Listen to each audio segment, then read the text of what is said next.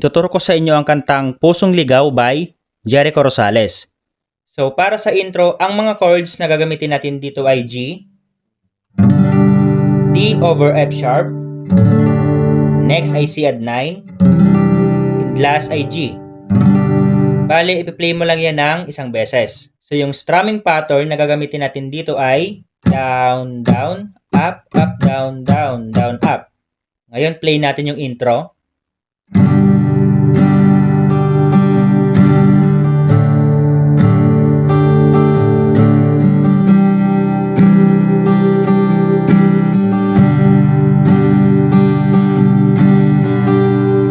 Next ay verse. So, yung chords natin para sa verse ay same lang sa intro. Bali, ipi-play natin siya ng 3 times. Ngayon, play natin siya.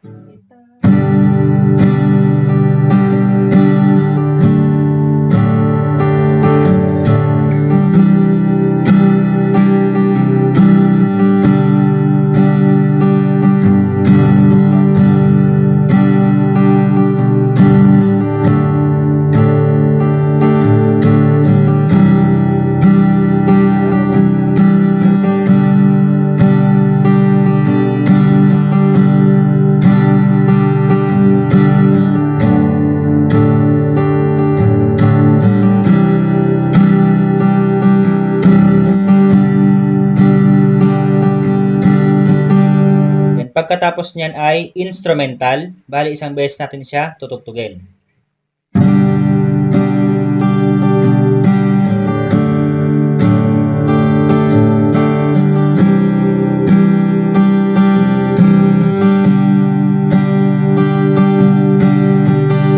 Then, proceed na tayo ng chorus. So, ang mga chords na gagamitin natin para sa chorus ay C add 9, D, G, E minor 7, next ay C add 9, next ay D, and last ay G.